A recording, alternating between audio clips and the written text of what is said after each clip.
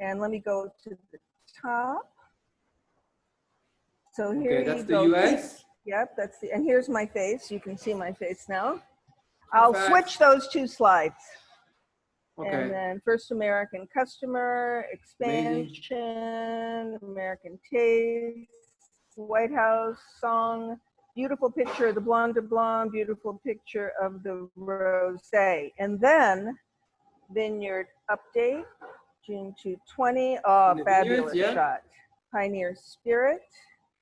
My internet connection is unstable. So worst case scenario, you and Brad will have to we'll have to carry this occasionally.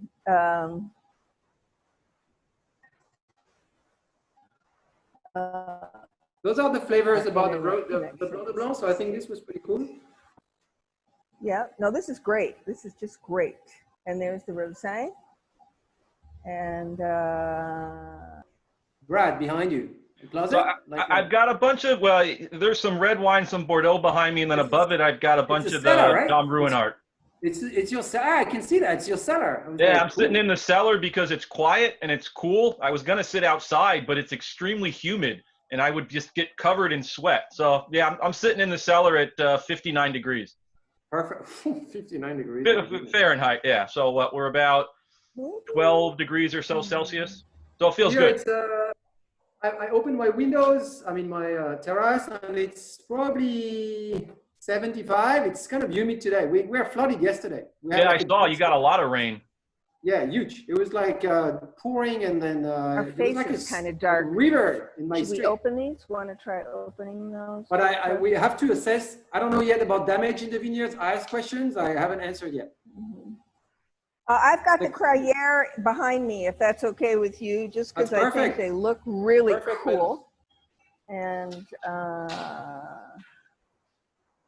Madeleine, Madeleine, you are commenting on the United States history, or I am? You are actually commenting on the slides, but I'm going to interject occasionally if I think something's cool. You know, I just picked those slides because they were nice. You can just, you don't have to, you know, I read through everything very carefully. Well, I have them here, so I can always. Have them there, yes. Okay. And after the history, the main thing is that we talk a little bit about the two wines, and then we go on and show the other slides. And Norm is with us. Cool, we're good. And we're going to be patient, letting him jump in at the end. And there are only 9 people on right now. We're okay. So let me get my little act together here. I see 28 participants. I only see 9 in the chat, 28 participants. And we've got 9 chat room. Hold on. Chatting, what is in the chat? There we go. 1 minute. Sit back, full frame. Yep. All righty. There we go. I know my face is a little dark, though. It's the only thing. Hold on. Let me see if I can. Hi, Madeleine. We were expecting you. So I was trying to fix the lighting. Oh, that helps. Oh, now she's back. Better. But you know what? Then I lose my virtual background. You can put it back. So August harvest, Fred? Is that what it's looking like? Yeah, for sure. Maybe like okay, that's cool. 20, and maybe some clue before that. You know, I wouldn't be surprised if like Cézanne and things start on the 17th. You're gonna have a July harvest one day if this keeps up. Huh? It's gonna have a harvest in July eventually. Jeez. Yeah, like it's crazy. The New California. It's scary. I think that one has to go down. Yeah, it has to go down. Yeah, but I've only heard good things so far. I mean, there's still quite a way to go, but people seem happy. It's amazing. Vineyards are amazing. You know, the only thing is yesterday's storm. There was some hail apparently, but we don't know where exactly. Oh, okay. So hail damage. Yeah, they could, but it depends where it hit. You know, I mean, some places they had hail, but they're outside of the vineyard area. So I don't know. You know, hopefully not like in 2012 where it took out so much of the Cote de But Blanc. anyway, it's, you know, it's always localized, you know, okay, it's too pity for where you are. I mean, where it's hit, but other places, it would be fine, so. Well, you're lucky, yeah, but if you're a small little grower with only a couple Right. vineyards, That's the problem. yeah, Exactly. Yeah, eventually locally it can be horrible. right. Okay, Madeleine, we're good to go. I think we should start. I think we're good to go. We have 30 participants, and it's just Jump a in, we'll little make them come. afterwards. So let's go. Yes. That's how I So, always say. welcome everyone. I am sitting in the nice, cool, beautiful cellars of Ruinart in Champagne. And I'm sitting here with Frederick Panayotis, the chef de cave, the head winemaker for Ruinart. Brad Baker, who has a very auspicious name, Champagne Warrior, and my friend and colleague, Norm Valenti, who's our executive chef. So welcome. We're going to get started momentarily talking about Ruinart, but I just wanted to cover a few things. First of all, these are extraordinary times, and I am personally, and so is Plum Market, grateful that wine continues to bring us all together. Isn't that spectacular? We have billed this as Ruinart on the patio, but we had some storms here in Michigan and some flooding, and it's high in humidity. So Norm and I are comfortably sitting in Plum Market, enjoying the air conditioning. Brad is in his cellar from the looks of it, and Frederick looks comfortable in his home, I think, or office, and hopefully the temperature. No, I'm at home. Nice. You're at home, wonderful. And Right. Fred has been kind enough to join us from France. So it is his 10 p.m., correct? So thank you for being nice and awake at this point in time. You should know that we have, hopefully, all of the participants who signed up, over 50 from the 4 plum markets in Michigan, Oakland County and Ann Arbor, and also our Chicago Old Town store. So this is wonderful. We can bridge any gaps. What we're going to do on the history of Ruinart specific to the United States, which I read through, and it's pretty thrilling stuff. We're going to taste the Blanc de Blanc and the Rosé.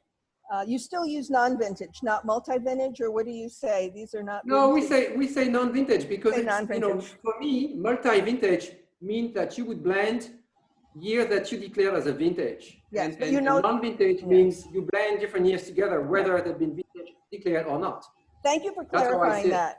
I know, I appreciate it, because some people are a little fussy about what terminology you use. And I'm a sommelier in the old-fashioned sense. I live to serve you, the wine, and the guest, you know, and my staff. And then we are going to actually do a little technical speak. Fred is going to talk to us about oxygen management and how that leads to Ruinart's very specific style. And finally, well, hopefully you're not only drinking, but munching something, either on your air-conditioned patio or under a tree. Chef Norm is going to talk about these wonderful new platters that we have that are specific to wine tasting. We encourage you to you know, type in any questions you like. I will keep a close eye on them. I think between Fred and Brad, I may not get in a word edgewise, which makes me very happy. All I have to make sure is that we stick to about an hour. And I will say that from my heart, I was thinking about this last night and this morning. What makes Ruinart special to us as someone who is the ambassador to the consumer, where I have spent my entire professional life talking to consumers? And I have to tell you all that I love our guests more than I love wine, because, you know, since 21 years old, I was a sommelier in a dining room. Ruinart is very unique. It, you know, if you read about it, absolutely, it focuses on Chardonnay and the expression of Chardonnay. But am I still live? I am. I see you. Yeah, you're good. You're good. But also, the aromatics are very singular, and I won't. You know, this is your wheelhouse, Fred. But for me, the freshness, the pure fruit, the perfume, and the mouthfeel, which is both refreshing but round and soft, is irresistible. This is champagne that commands your attention if you want it to, or you can simply let it, create a party in your heart, your mind, and your body. So that said, I want to welcome Fred, who, if you saw his bio, is pretty impressive, but he was born actually in Champagne, spent a lot of time in the vineyards with his grandparents, became a specialist in several spheres of Champagne production, which he can touch on if he feels like it. And since '07 is chef de cave of Champagne Ruinart. Chef de cave is the wonderful French term which means chief winemaker. And he also, this is a guy who's right brain and left brain. He likes to travel the globe and be an ambassador for Ruinart. So we're incredibly lucky to have him here. And before I forget, I want to talk just for 30 seconds about my friend Brad Baker, who I have known for many years as a guest in our dining rooms in Metro Detroit. And it seemed like all of a sudden the light switch went on. He fell in love with Champagne, 20 years ago, Brad? And now produces this spectacular periodical, which I strongly suggest you subscribe to, called The Champagne Warrior. And let me put it to you this way. Between Fred and Brad, this is mutual admiration society, because I read Brad's articles and go, wow, I didn't know that. And Fred respects him tremendously. And I'm happy to say that they're friends. And Brad was supposed to visit actually in April, correct? Yep, I was supposed to see Fred in April, but we're supposed to have lunch together. Yeah, the planes weren't flying, unfortunately, and they're still not. The handsome gentleman with the beard and the hat, Norm Valenti, is our executive chef. He is wildly creative. We've done more than one champagne dinner together, actually. So he might have some specific commentary on what goes with what and why. He staged with very notable restaurants in Chicago, but then we were lucky enough to get him to come here after he was correct chef de cuisine at Roast in Detroit. So I'm happy that he's not shy and he's online with us. So Fred, welcome. Brad, welcome. Norm, welcome.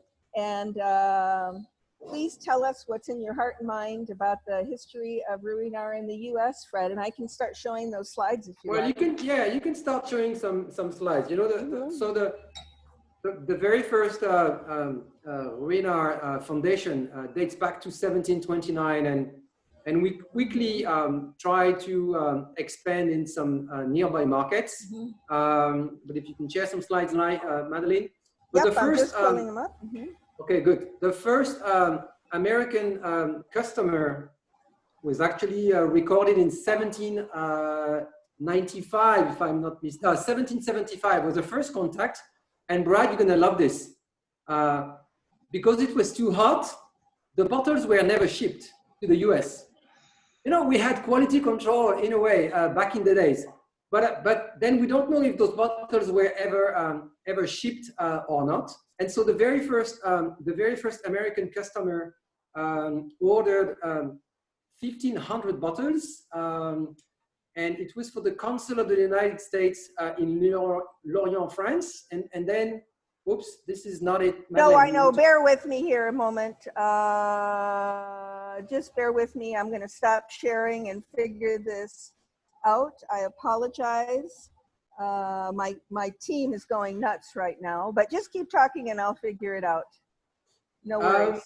So 1795 for the very first US customer. I think what we also wanted to show is that we quickly expanded, slowly but surely expanded into the US market. And one guy was particularly important, Mr. Edmond Ruinart de Brémond, who was one of the descendants, obviously one of the family members. And he actually made a trip to the US to, be the brand ambassador. So in the 1830s, later on, we expanded our presence into the US. Well, maybe I should speak, since we have this slide, about what's happening in the vineyard right now. Just kidding. Well, you know, bear with me. Here we go. New share. Okay. I have my friend who's younger and smarter than I am, Norm, who figured it out. Yay! It's that. There we go. And Okay, there you let go. me put this on slideshow. There you go. Okay. Well, key facts. I think we can pass. Go. There we go. First American customer, as I said. So maybe it was one of your ancestor of some of the people around here. Who knows? Who knows? And so Wales, console, can right? you switch to the next slide, Madeleine? Yes. Mm-hmm. Here's the amazing and good-looking Edouard Ruinart de Brimont. You know, and by the time we had also like importers into the US. Switch on. Next. How old was he here? Because he really is stunningly handsome. Madeleine, you are embarrassing me. I don't know, but it looks like I have no idea. Probably it looks like he's in his 30s. Yes. Well, when we were digging about archives, we found some very interesting references, and there was particularly something called the American taste, and I don't know if you can read this, but Americans seem to prefer wines with a pale color. So that was kind of interesting. You know, at the time, most of the wines were made with black grapes. The Chardonnay in 1828 was not even mentioned yet. It became mentioned in 1851. So most of the wines were Blanc de Noir, and you could expect to have like a sort of a, you know, straw or slightly dyed kind of color. But apparently, like American consumers didn't want any pink in their champagne. And they wanted it sweet, is that correct? They wanted it sweet? Yes, also that's the other thing. They liked it a bit on the sweeter side, which and Brad, maybe you can chime in. This kept until maybe the Second World War, I think. And it's only after World War II that people switched to, that American consumers switched more to Brut. Madeleine, you want to go back to the presentation, no? Yep, I was just checking this. Absolutely. Hold on, and there we are. This is very exciting, actually. This is about Teddy Roosevelt, right? Yes, absolutely. Let me find this. Yeah, so we were served at the White House under President Roosevelt's. So, and he exclusively requested Ruinart. So that's, you know, that's quite amazing. And this was in the early 1900s, right? If I'm not and mistaken. This was his favorite. Arrange for it when an opportunity offers. This is spectacular. Yeah, and he even says that it's the only one that he wants to see served at the White House. Yes. I guess things have changed, but you know, whatever. It was good to be. It was good to be in the history in those early 1900s. Well, California wasn't making any wine at the time, not to mention Méthode Classique, right? Probably not. I guess. Yeah, there were probably very few wine producers back in the days. Yeah, there was even well, don't ask me to sing it because first I'm like, I don't do karaoke, and then I don't know the lyrics, but. There was, to celebrate the success of Ruinart, which apparently was doing amazing in the US in those days, there was a song written about Ruinart. So, you know, it's kind of funny in a way, but also emblematic about the joy of champagne and how people like to celebrate with Ruinart champagne in those days. I love that they call it this exquisite wine champagne, and I'll make up a song. The more you drink it, the better you think it. There's no wine of late quite so much up to date. You look for its equal in vain. I mean, it's great lyric, you know? That's a hit song. Fred, you got to bring that back. The marketing team, everything you could do with this. Come on. Let's see. You know my love for hip hop, so maybe we could ask Eminem to do like a Detroit version of it, right? The next time we do a Zoom, Madeline, you got to get Eminem on too. That would be well, there's a thought. Is he a big fan of Ruinart? I think he likes wine. That's what I was told, but I don't know. I can convert him. That's for sure. I'm So a fan. before we leave history, I wanted to interrupt just long enough because I read this, and you have it in your information somewhere, that when Edmund Ruinart visited the United States, and he was very impressed with the U.S., he was, what was interesting to him is how the hotels managed their meals. And right. They would have, yeah. Do you remember they say, that? I'm surprised, like you have a wake-up call at 7 and then breakfast is served at 8 sharp. Like, this is so exciting. And then the meal, he would say, but I don't get that super because I don't need food anymore in the evening. Yeah, it was kind of cool. Yes, right. It was very cool. He would eat the dinner at 3 o'clock, but he would pass on supper at 9. But evidently he made a great sacrifice to visit the United States because it wasn't an easy trip at the time. It was like, what, a month on a boat, something like that. Easy, like a month probably, yeah. So I've got the two wines up here. And that's part of the history of Ruinart, and then prohibition made things very difficult for us. Yes. And actually your area is kind of special because if I remember well, Patio kept on distributing after World War II our wines in the Chicago area and probably even to Michigan. And I think that we were more famous in Ohio and Michigan than we were in New York on the West Coast. Well, that makes us very happy, especially here in Detroit, because recently, Fred, we've gotten hip, but with, a lot of new restaurants opening downtown that are trying to hang on through this, very challenging time. But I wanted to read one more quote from Edmund, if I could, because he really, I think, fell in love with Americans.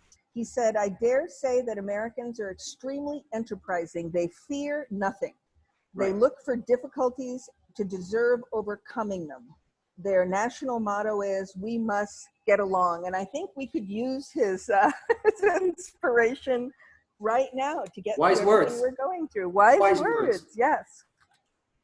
So we can taste the wines together, I think. Yeah, let's I don't know. I hope everybody has its bottle open. I do for sure, and I'm drinking Blanc de Blanc. Brad, you're gonna ask me. This is 17 base. Probably what you have as well. I don't know how old your bottle is, but it could be either 16 or more likely 17 base. It was a very good Chardonnay year. Does everyone understand what Fred is saying? So, when you make champagne, you have a base wine that comes from a specific vintage, but when it's non-vintage, as he's already referred to, he's made a decision. He's a master blender, combining wines from previous vintages to maintain the house style. Did I represent that nicely? Perfect. And this would be a mix or a blend of 17, like 75% roughly.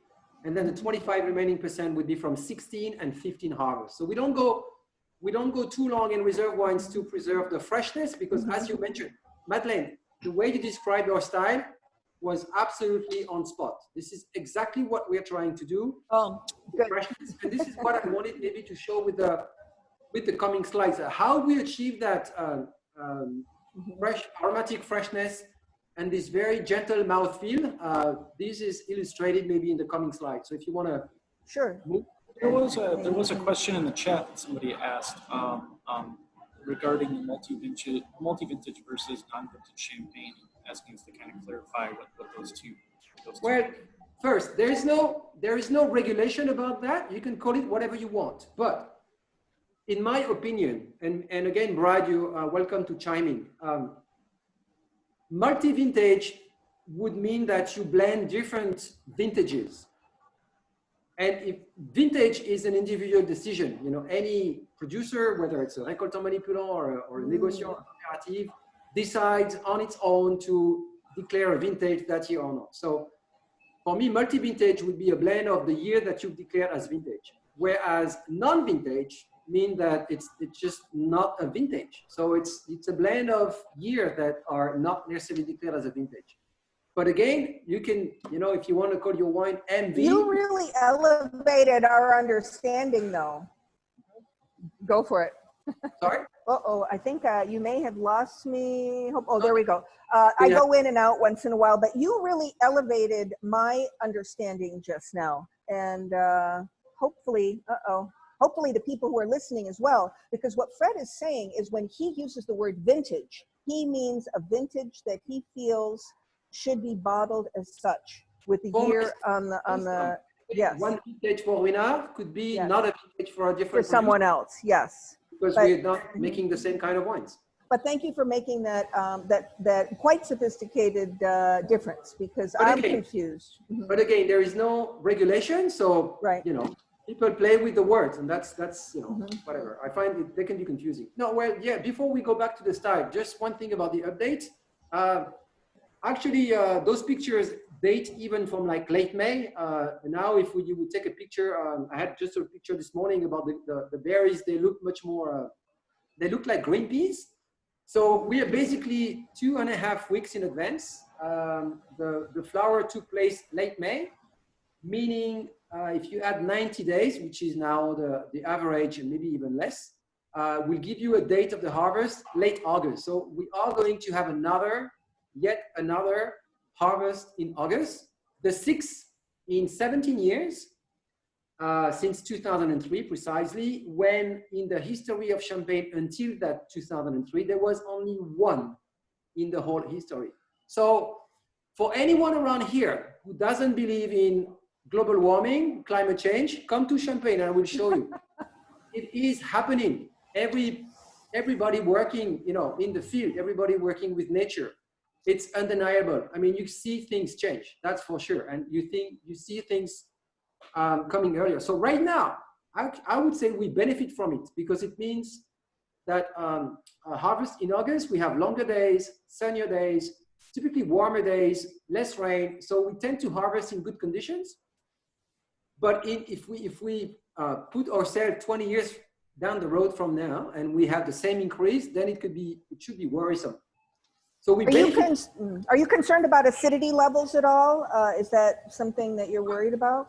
Not now, but in 20, 30 years, I mean, who knows what the world's going to be like. But as of now, no, we're still good with pH.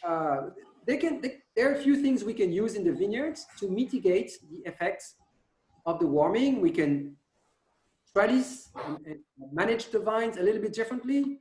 We can put clones or selections of 3 varieties that are later ripening. You know, for many years we were using clones that were ripening faster because we had a hard time ripening the grapes in the 80s and 90s. Now it's the opposite. So we have a lot of material that we can use. I mean, like vegetal material that we can use to mitigate this effect. And you're not concerned about that. Correct me if I'm wrong. My understanding is the age of the vines, the older is not necessarily better in Champagne, because that doesn't, you know, you lose productivity and it doesn't impact the base wine in a positive way. Is my understanding correct? Exactly. So you could change the clones. Yeah.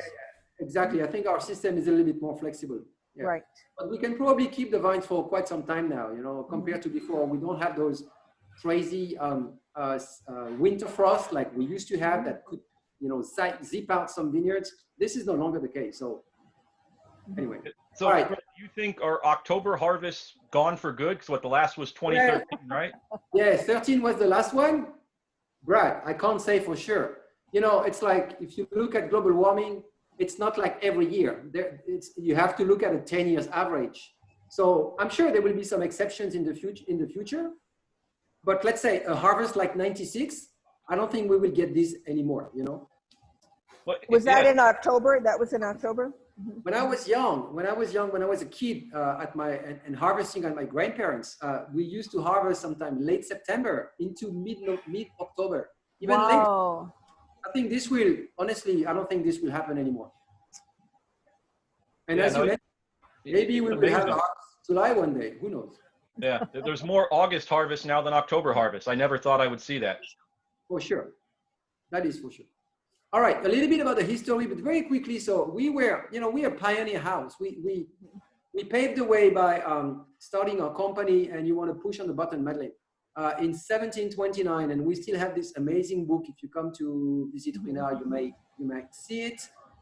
The picture in the middle is the very first evidence of a champagne bottle. It's a famous painting called "The Lunch with Oysters." Oh, right here, yeah. too small to see, but there is a cork popping out, meaning there's enough pressure in this bottle on the table to make sure that it is champagne. And the bottle shape, believe me, if you look at the bottle shape, it's this bottle shape. It's exactly the same. This is the in a way, one of the memory, one of the legacy of this time that we are using now. We have the bottle shape that was quite typically in use in the 1700s. And finally, and this is also on Madeleine's background, we are very lucky to have been the first house to move into the Crayère. Madeleine, you need to push one more time. There you are. Those cellars are just amazing. Brad, you've seen them a few times, and I think there's 5 or 6 houses that do have Crayère. But I think ours are honestly one of the most spectacular. I always like to mention that in the time where we need to look at being very wise with energy, you cannot think of a more sustainable way of storing the wine. This is like a completely naturally air conditioned at 55 degrees all year long. If you put your hand up against these walls, I want to tell everyone who hasn't been to Champagne, it is cold, it is damp, and when you pull your hand back, it is white.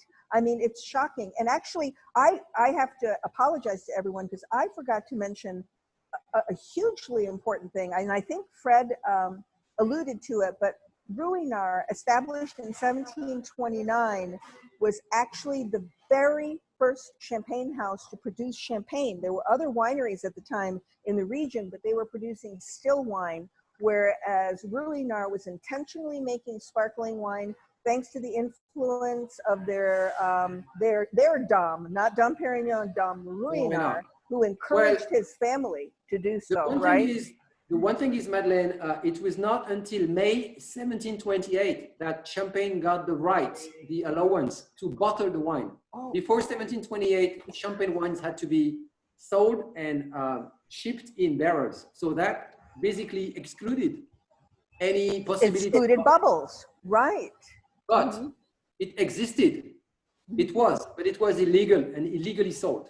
So Ruinart took the advantage of that new the King allowance to start this business. At some There's point, another question in here about the bottle shape that you alluded to. Does that affect? I saw it. Well, the shape itself does not affect the taste. What can affect the taste is the top of the bottle, the neck, particularly the diameter of the neck, because we can come back to that later on. But this will influence how much gas exchange there will be between the atmosphere and the bottle throughout the aging process. And not want it to be too geeky, but the bigger the diameter, the more surface contact you have. And so the more oxygen can enter the bottle and the more evolution you can have. That's not geeky, that's sensible, right? You can understand that, it makes sense. Yeah. Well, and so maybe I touch a few words about the Ruinart style. And again, I'm talking about our style. Some other producers make very different styles and their champagne are also completely remarkable. But we've decided a long time ago to go for what we call aromatic freshness. And it starts with the maturity controls. We're working a lot on how to Sorry about pick. that. You've been too fast, Madeleine.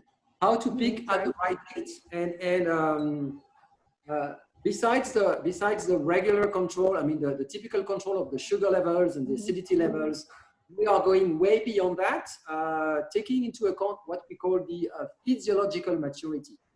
And with the global warming, one thing we see is that there is kind of a discrepancy between what we call technological maturity, the sugar levels, and physiological aromatic maturity, and that's typically in a warm climate. So this is something that is becoming more and more sensitive, and we have to be more and more careful with more controls. And we're trying this year. We're going to implement some new parameters to make sure that to preserve the style of Ruinart, we pick up at the right date. You want me to go on? There we go. So what do we do in a winery that to preserve the freshness? So what our style is really trying to preserve those primary flavors. Madeleine, you mentioned the very upfront, forward kind of fruit, but I also would say that we have typically some floral notes, some like green spices note, but don't expect in the non-vintage to have those very yeasty or those very mature notes. This is not our style. And to it's keep not that intentional. Everyone needs to understand that this is exactly the way you want it to be. Correct. So we go ahead. We press, well, like everybody does now in membrane presses, but we try to minimize contact with oxygen. Madeleine, you need to push, please. We then ferment in stainless steel tanks because it's the most neutral recipient compared to, let's say, barrel or large cask, or even amphoras. They're still kind of very new in Champagne and not big in style anyway, in size anyway. Go ahead. Something that we've implemented more recently is fermentations monitoring, and like we have a system that measures how much carbonic gas, which is typically the production from the yeast using the sugar. So how much carbonic gas is produced during fermentation and at what speed it is produced.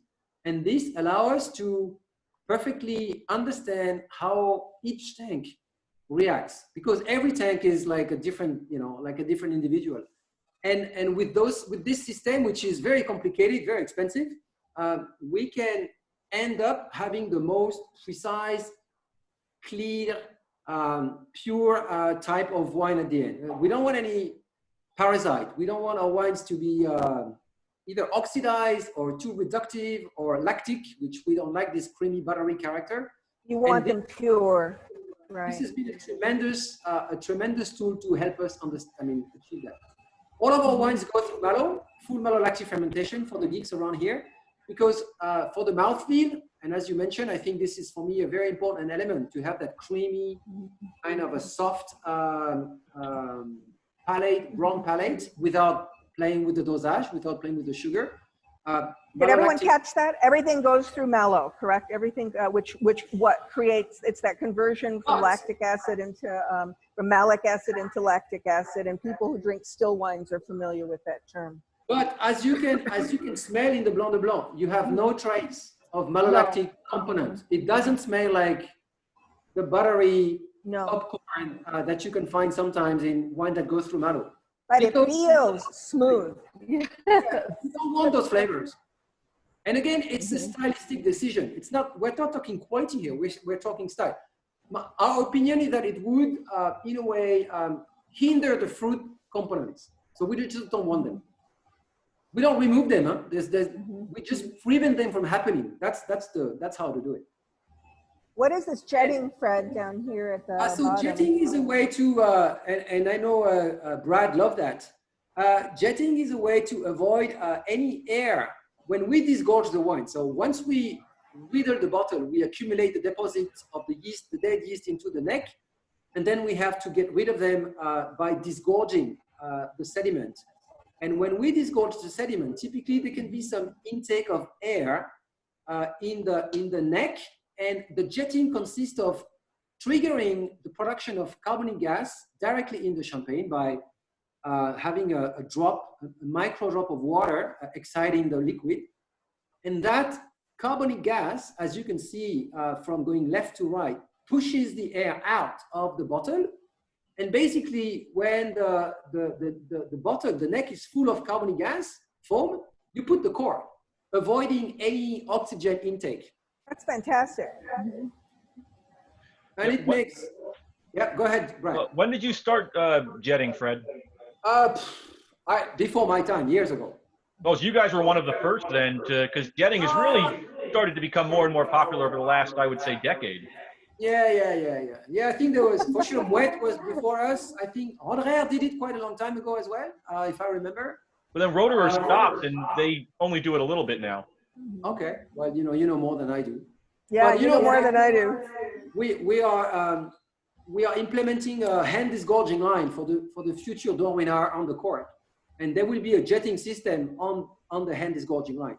So you're doing hand disgorging just for Dom Ruinart, and to bring this to everyone's attention who's listening. Dom Ruinart is there. Would you call it your tête de cuvée, correct? Your top of the line wine named after the ancestor, Dom Ruinart, and who was, by the way, good friends with Dom Perignon. Isn't that correct? But I think Brian, I'm not sure, but they met. For sure. They met, yes. So if you're looking for something ultra special, if you're in love with this style, and Brad actually has done extensive tastings on Dom Ruinart. So if you subscribe to Champagne Warrior, he will share his notes with you. We've done a few, even all the way to Michigan, right? And Detroit. I mean, yeah, we've done some. Yeah, we've done some. With our friends. Yeah. Yeah. I think we're going... Okay, so a quick description of the Blanc de Blanc. These are typical aroma that we could find here. So fruit style, we have a lot of citrus, and we here have a citron, which is not lemon. It's kind of a more elegant, delicate kind of lemon, more floral. White pear, white peach, magnolia, ginger. You know, this spicy, like this zesty, spicy component. This is something that I think you can find in the Blanc de Blanc. And I also want to insist on the mouthfeel. And again here, Brad, who knows champagne like, you know, very few people. I think our style of Blanc de Blanc is very peculiar, because typically Blanc de Blanc tends to be linear and kind of narrow, and it's beautiful for that. But we've decided early on to make a Blanc de Blanc that would be softer, that would be rounder, that would be in a way easier to drink at any time of the day and even of the night, actually. And I don't think it's a very common style in Champagne.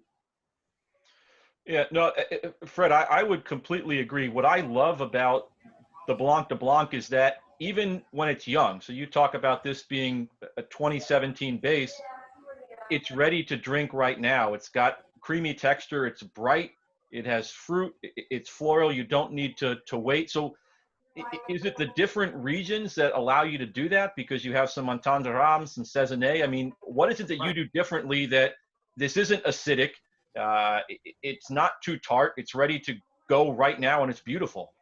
Well, you know, I mean, pH is like 308, so it is quite fresh. It's not, you know, it's not 3.0. But I think it's our knowledge of the different vineyards, and using, as you say, Saisonnet, Vitria on top of the Grand Cru and Premier Cru from the Montagne de Reims and the Côte de Blanc. I think we have a good recipe, I would say. I'm going to define this for those people who aren't necessarily quite as fluent as you are, but when, you know, Brad brings up pH, the pH affects the acidity level. So that's the discussion. And also, everyone who drinks champagne may think of Blanc de Blanc, the best ones coming from, or the best Chardonnay, right? Coming from an area specific to Chardonnay, but they are also have vineyards that are dedicated to Chardonnay in the Montagne de Reims that is historically known for Pinot Noir. And that actually has impacted your style as well, which I find utterly fascinating. But I've got to tell you, the mouthfeel of this, I'm sitting here drinking it and I've got to drive. I've got to be careful because the acidity is compelling in that it carries the wine very long, but it doesn't need food to balance it out. The flavors come through. You have another sip and immediately it rounds out. So it's really a very unique, lifted, defined, but friendly mouthfeel. I love it. Yeah, the texture is great. Just beautiful really texture. The texture, but you know, Brad, when we make the blend, when we create the blend, the texture is an essential element for us, because I think it's the way to incorporate the effervescence and make it so gentle and delicate. So these are a few food pairings, but you created yours. I think you have your amazing caviar plate that we will talk about later on. But yeah, I think that there's so many options that we have. I mean, not just us, but I mean, to pair with this, it's fantastic. I mean, when you said pear and the citrus and the floral notes of it, I mean, it's limitless, really. If you make like the word escapes me, from Chile, you know, this ceviche, I'm sorry. Ceviche and Blanc de Blanc, amazing. I think that would be amazing. I think that would be a great, or even like a little bit of sumac, or even Middle Eastern food, I think would go really well with those high citrus notes and kind of a, you know, or even something, you know, I think that would be fantastic. You, as a matter of fact, yeah, there's a couple of things that you put in your spice blend that work really well with this. Yeah, the Siri spice, which I think we'll mention later on, has some very interesting components. Well, maybe we can, I just wanted to touch base on the rosé making very quickly, because it's about time to switch to rosé and then talk about your, so rosé in Champagne can be made in two different ways. You can either macerate black grapes, typically black grapes, to get this, you know, skin contact and get some pink color. But we also are unique in the way that we are allowed to make red wine and blend it with white wine to make our rosé, because it's been the tradition. So we make a red wine and move on. Madeleine, we have a few things to show about maturity control. So we macerate. You see, this is Pinot Noir grape. The skin is dark, it's purple, and then the flesh is white. So we need to combine them together, macerate them. We monitor the fermentation, the maceration and the fermentation to extract the right level of color and the right level of structure of tannins. And then in the springtime, we blend the red wine and the white wine from Chardonnay, the white wine from Pinot Noir to get this amazing color. One thing about global warming, when I joined Ruinart in 2007, we routinely used about 20% of red wine. This year, I mean, from last year, harvest 19, we used just above 10%. No kidding, half. Half. And why? Well, Tell us.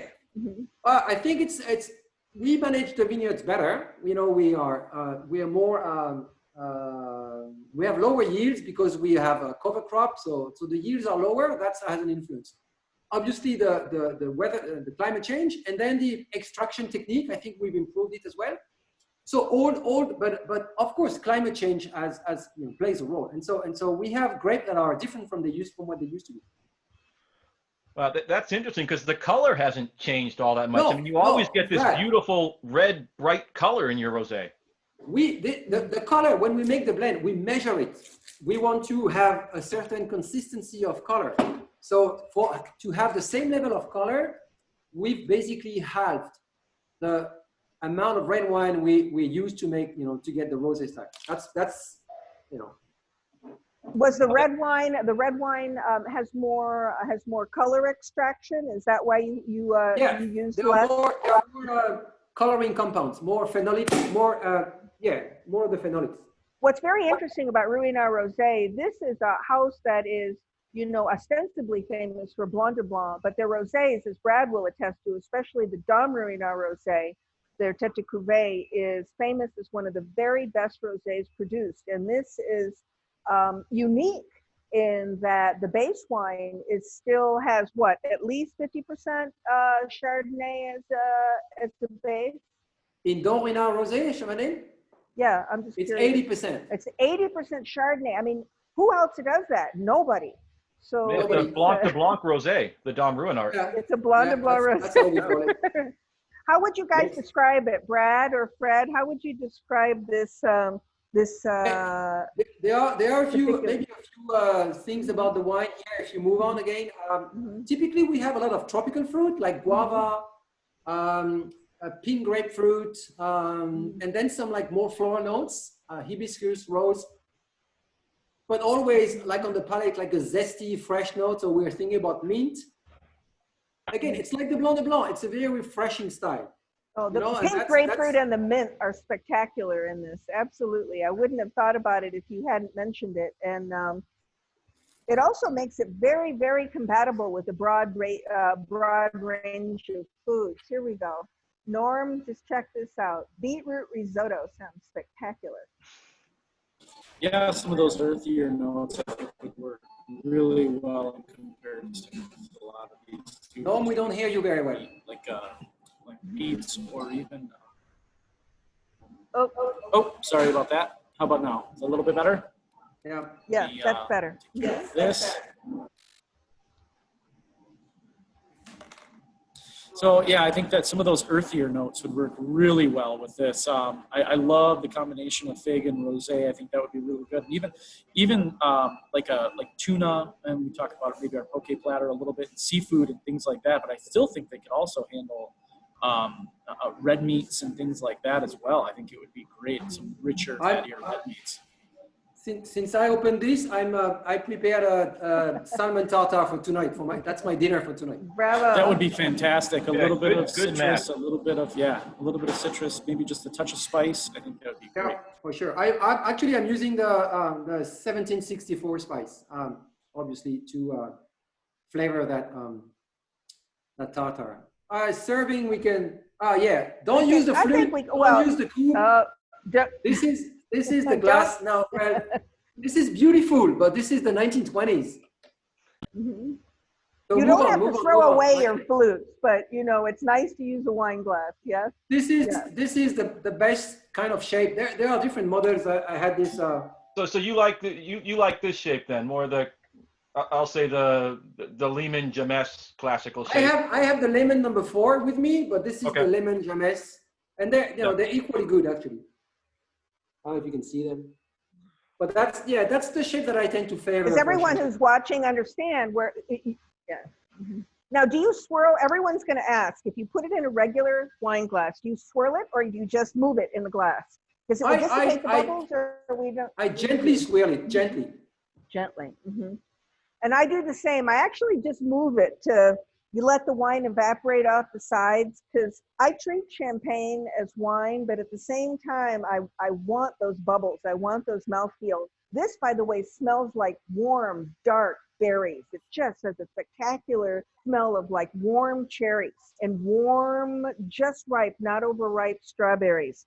It's I can lose myself in that fragrance. I'm showing everyone this slide, by the way, because we have to get around to talking about food. We are not. Norm got these spices. We didn't get a chance to use them in our platters, but I want everyone to see this right slide that says it's a spice blend created by, and there's Frederick's name. I find that so thrilling that you collaborated on this spice blend. And Lior from La Boîte as well. And actually, we had a webinar last night with him, live in New York. And we talked about the spice, and those spices are amazing. We selected the ingredients together to create better matches with the Ruinart Blanc de Blanc, with the Cidre, and the Rosé with the 1764 spice. And with the rosé, sumac, which Norm mentioned, right? Licorice. Yeah, I don't even know what kubeg is. It's a type of pepper. Ah. Yeah, I think that, like you said, with that salmon that you're going to serve later, that would be a fantastic pairing, or even like a ceviche, or like a tartare or something like that. Keeping the spices a little bit more neutral and getting some of those notes in like that red meat, like kind of irony. Oh, I'm losing your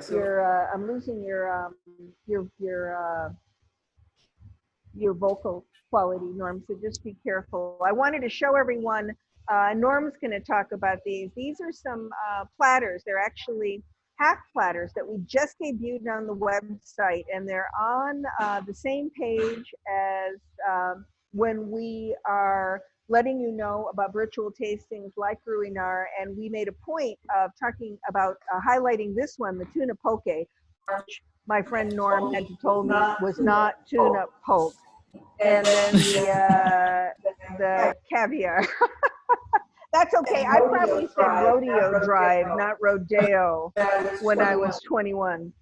But there's our beef platter. But I want you to talk about this one, because the ingredients in this one, to me, are exciting in terms of pairing with champagne. Norm, go ahead. So I think that there's a few things on here that work really well with champagne. One, being the tuna. It's seared. We just coat it with just a touch of coriander on the outside and salt, and then sear it so you get these notes from it that aren't just fish, right? So you get a little bit of coriander, which I think would work fantastic with the Blanc de Blanc. And then we have two different sauces on there. So one being a ponzu, which is kind of like that citrus, salty flavor, and then you also have like a spicy mayo, which has the fat and that spice to it. So you kind of can play around a little bit. Cucumber on there is really refreshing, and then those fried chips, which you can kind of take in bites with the tuna. I mean, all of these things I think complement both of these really, really well. The pickled ginger, I think, and the avocado with sesame on it, I think would work. Another compliment with that fat and using some of those, the effervescence and the acidity from some of these champagnes would just cut right through it, and they play and mingle really well with each other. My favorite pairing in some of these is kind of those fried chips, though. I think those crispy, fatty, salty chips and things like that work really well, but that's just me. But again, I think this whole thing plays really, really well with a lot of the items that, or with the champagnes here. I think we love, and Brad again, he knows that we love French fries and champagne, or chips and champagne. It's just like a little bit of truffle oil. That's it. Yeah. Oh, truffle oil. Yes. Not my favorite, but I can totally understand. You can't talk to chefs about truffle oil because once you've had the real things, come on. I mean, you can't really go back, right? Truffles, like chef truffles, even truffles, even some truffles, right? It's actually very good on French. Well, and Fred, you like Piedmontese wine, so you've got a little bit of Nebbiolo in your cellar, I think. So you've probably accustomed yourself to fresh truffles, I would well imagine, on occasion when you visit. But I want to tell everyone who's staring at this from someone who looks at it like food and wine harmony, and I'm a chef groupie, and I'm always following them around with glasses, Norm will tell you, wondering what goes with what. But you've got crispy, refreshing from the cucumber. You've got the fat from the avocado and the aioli. You've got the salty, fatty, crunchy, which is, Champagne's idea of a love affair with the chips. You've got, strong umami, right, from the ponzu sauce. And you've got that pickled ginger that is, that's both acidic and spicy. So this is and that little salad in the middle. I'm going to pass on the cheese, but I'm going to go to caviar because I want to hear what Fred thinks about caviar in Champagne. Caviar, anyone? This is classic caviar platter, Norm. Yeah, so this is caviar platter, Norm. Russian Osetra caviar. Yeah, so this is our a Russian Osetra caviar that we're getting from Regissova. So Regissova is exclusive to us in Illinois and Chicagoland area, and we were actually one of the first companies to bring this into our market. While this is actually developed, it was developed by Thomas Keller. And he was having trouble with getting consistency. So he reached out to a couple of purveyors and met with Xiaoqing Bishop, and they collaborated together and made this, talked to farms and were very, very selective about the farms that they would use to achieve consistency in a product.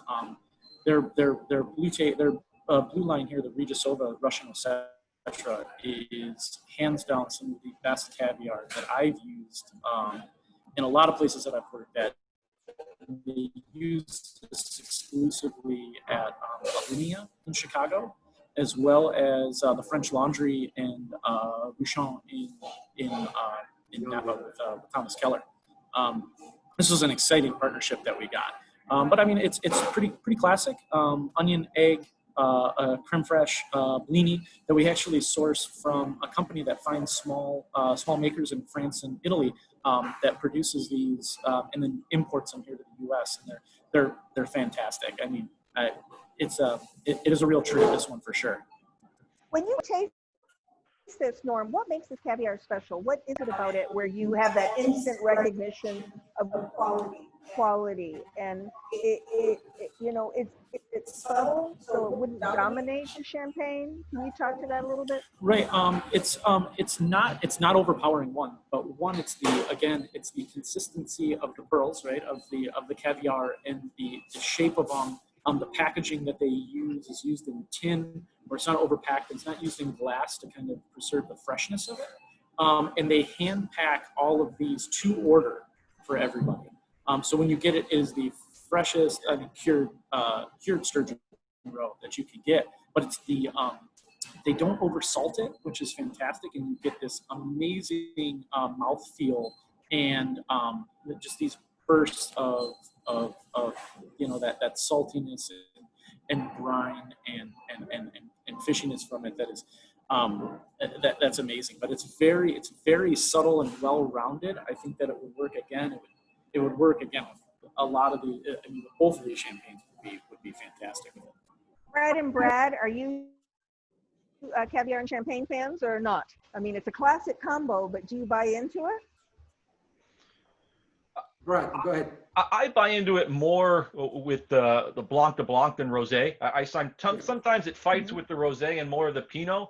But if you get a very fresh and you get a nice creaminess, the Ruinart Blanc de Blanc and caviar, I think goes very, very well. I prefer that over the Rosé for a match.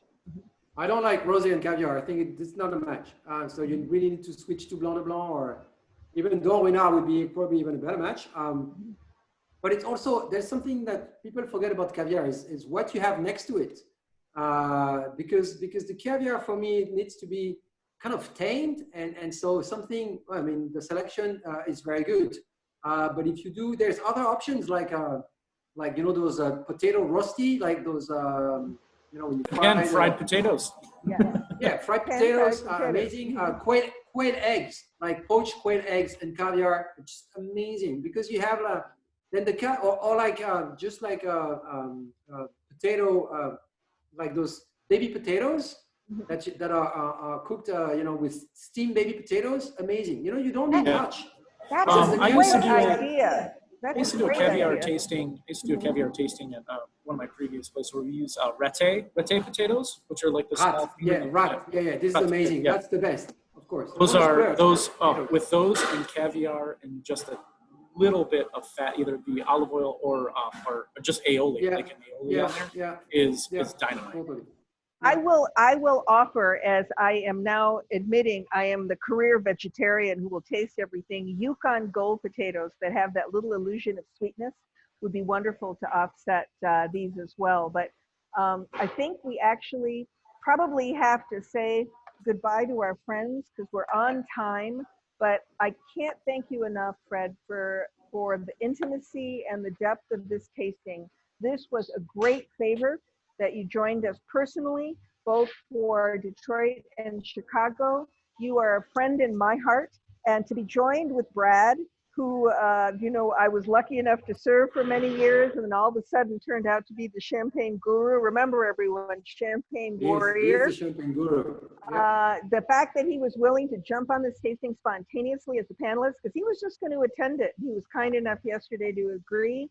And also a dear friend, Norm. And we did our first virtual dinner together a couple of weeks ago. So stay tuned. We're going to do more because we had so much fun. You know that you've got Ruinart fans in the Midwest, Fred, but that relationship is now consolidated and has become a love affair thanks to your personal touch. Because at the end of the day, if it's in the glass and the relationship is there, that goes on forever. That is timeless. So, thank you everyone for attending this today. And I do have a couple of very simple housekeeping things. I want to remind everyone, if you only had the Rosé or you only had the Blanc de Blanc and you feel a burning need to get some more, if you go to the Plum Market website and just click on virtual tastings, you'll see an old picture of mine. Fred, you're going to love this. I have not changed this picture because you know what I'm drinking right here? I'm drinking reality. No, I'm drinking Mosel Riesling, and I know you love German Riesling. And I was so happy at that moment that the smile on my face goes so deep. I don't want to change that picture, even though I was younger. And if you click on Michigan and you go to one of our stores, this is where we're sitting now in West Bloomfield. You will see on the patio with Champagne Ruinart.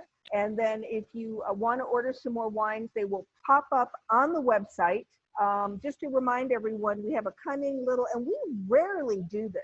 we don't discount because our prices are everyday low. And I'm very proud to say that. But on these 2 packs for these virtual tastings, we give 10% off.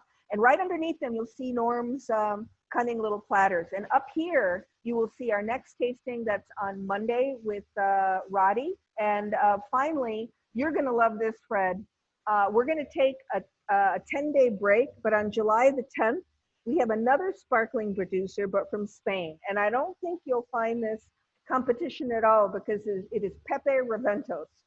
Very good producer. Spectacular energy. He doesn't even use the word cava, as you know, because his family disassociated from cava. But above that, but he was so deeply inspired, and his family was, by champagne, that there's an emotional connection to your homeland. So finally, I want to say a happy next 4th of July weekend to everyone.